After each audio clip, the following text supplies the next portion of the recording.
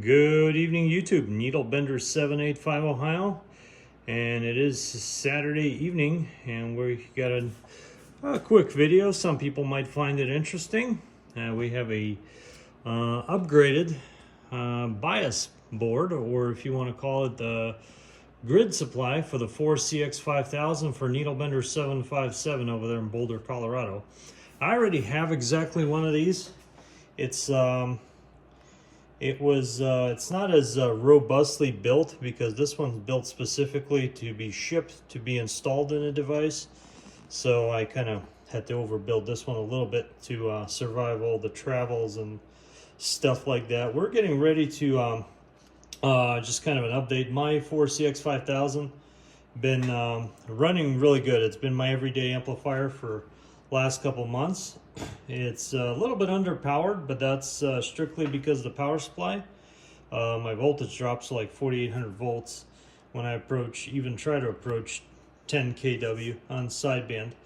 It'll do a little bit steeper on the AM and stuff, but I'm not an AM kind of guy. But anyway, I already have an upgraded transformer being built for myself, and as far as this piece of equipment, this is an upgraded grid supply or bias board, or whatever you want to call it.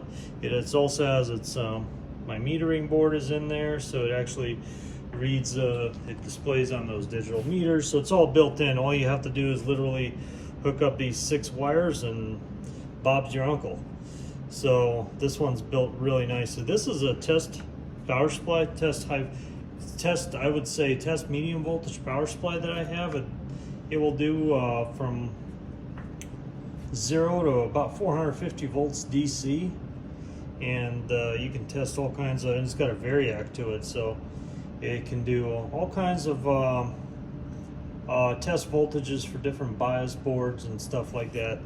And I've kind of got to the point where I've got a lot of pre-made boards, or I just populate them as I need them, and they're good to go. Those boards been really good. So this is obviously has a bias relay in there, so it also takes the amplifier and a cutoff. We're just gonna kind of demonstrate how this thing works, what it does, and put this thing in a box and ship it out there to Boulder, Colorado. And next probably about a week or so, we're looking to do a live stream or maybe a video from out there. I'm going to be on site as well, and we might get some fun stuff with that amplifier. But anyway, this video is for NB757, and got his bias board here on the table. So as you can see, let's go over what these meters do. This is our supply voltage. This is what this power supply is generating. Right now we're at 1.8 volts. Yeah, it's just some residual voltage. 1.7 volts on the output. So this thing is pretty much drained off, and it's got a bleeder resistor, so it's obviously treated as a high voltage supply. So, all right, so we're gonna turn it on, and as you can see, this is what the tube sees on this nice meter right here. Negative 430 volts. Obviously that's how it's going to be seen by the tube, because it's just connected that way. Negative 430 volts. And if we're going to go over here to this little power supply and key this relay, we're going to watch that blue meter over there. We're looking for 260 volts, and you can hear the click, and it's right there. Now, when it's cold, the transistors are cold, it fluctuates about 0.3 of a volt, but it will stay there. And if you unkey right there, I'm gonna unkey right now, it's gonna go in a cutoff. And the minimum cutoff voltage is 400 volts, and for the screen supply of 1000 volts.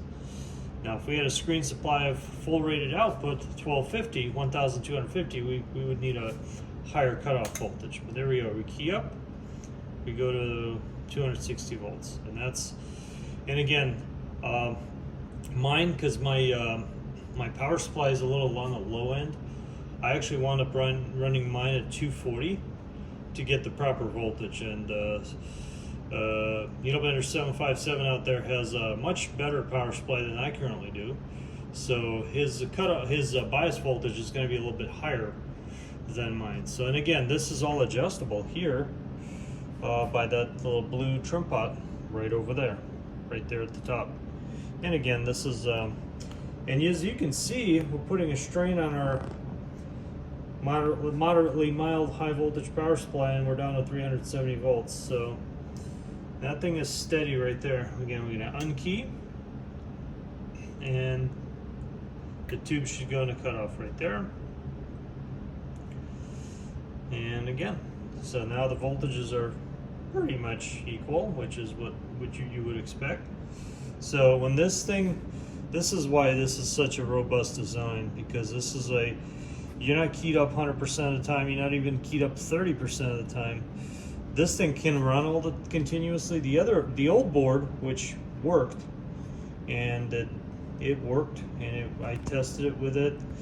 The older design, it sits there and cooks, and it has to have a fan on it all the time, and it gets hot because the voltage regulator, which is in here, is done by those transistors, runs continuously. This one actually only engages when you key up, so it's an updated design, and it's a lot more robust and actually kind of energy efficient as far as generating heat. I mean, most of us probably don't care about a couple of cents of electricity or a couple of extra watts, but you definitely don't want to have to produce extra heat.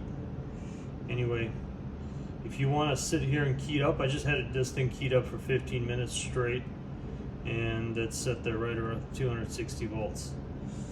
And this bias board, I just tested that separately. But anyway,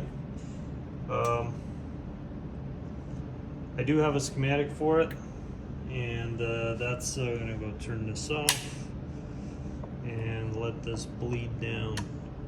As you can see, the bleeder resistors are doing their job and taking care of the high voltage on the on this capacitor here.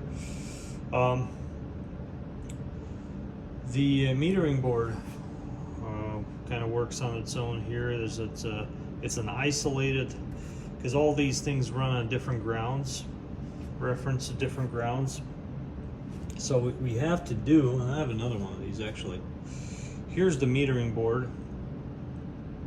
You have this 200 milliamp Hall effect sensor, and you can't use one of those ACS 712s, I think, or 721s. Those are good for like 5 amps or something around there and up. This maximum amount of current here is about 100 mils. Realistically, it's like 60. So this one is rated at 200. So you have to have something more sensitive, and it provides isolation and stuff like that. So, and then you use there's an op amp in here. Like I said, I make these boards myself. This is my own design. I came up with it. Actually designed it on the computer. This is a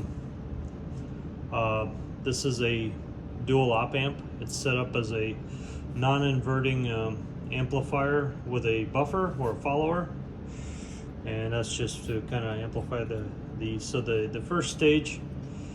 You can set the reference, and you can set the amplification gain, and you set that for whatever you need. And then works great, lasts a long time. Anyways, 73s. Looks like the voltage is already down to 46 volts on our high voltage power supply, so we're kind of done with the workbench for the day. Anyways, 73s. We'll see you in the next one. Got some more fun projects coming up for after the holidays there. Needle Bender 785 Ohio, and I'm back on the side.